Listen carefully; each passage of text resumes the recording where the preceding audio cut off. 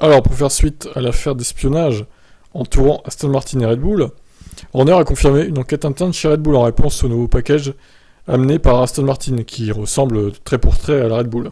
Ces modifications, en particulier au niveau du plancher, des pontons, du capot moteur, la font ressembler très fortement à la RB18. L'instance dirigeante de la F1, la FIA, a publié une déclaration confirmant qu'elle avait enquêté pour s'assurer que les changements n'enfreignaient aucune réglementation.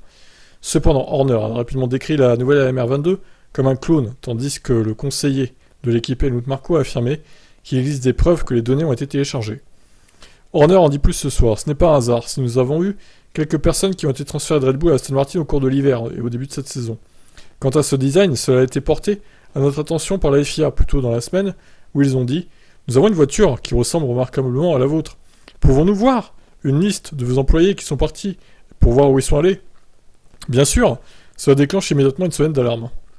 J'imagine bien la FIA dire ça comme ça, c'est marrant. Ce qui est permis, on le voit, c'est monter et descendre dans un paddock et des individus passent d'une équipe à une autre, après une période de préavis. C'est ce qu'ils prennent dans leur tête, c'est fair play, c'est leur savoir. Ce qui n'est pas juste, ce qui est totalement inacceptable, c'est que ce que nous n'accepterions pas, c'est s'il y a eu le moindre transfert de propriété intellectuelle. Don Fallows, qui était auparavant le chef aérodynamique de Red Bull, est l'un des noms qui a récemment rejoint Aston Martin.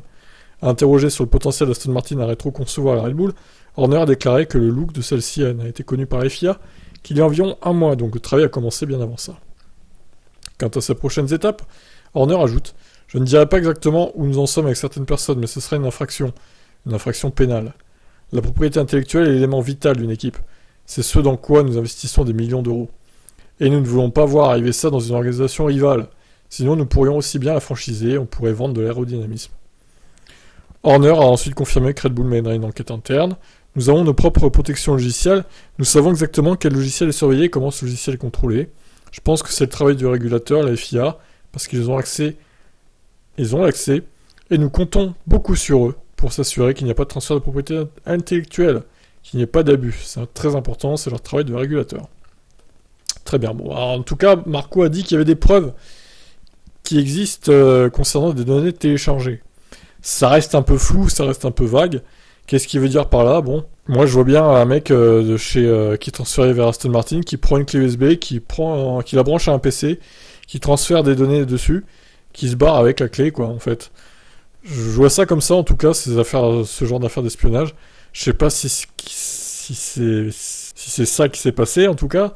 Mais bon, en tout cas, c'est du sérieux. Hein. Là, une affaire qui risque de faire grand bruit cette saison. Et je me dis que ça se trouve, Stroll ayant des liens avec Wolff, peut-être que certaines infos vont remonter jusqu'à Mercedes. Certaines infos de la Red Bull. Peut-être pas tout, hein, évidemment, mais bon. On peut s'attendre à tout dans le monde de la Formule 1. Les requins de la F1. Bon allez, vous en pensez quoi ? Ciao, ciao.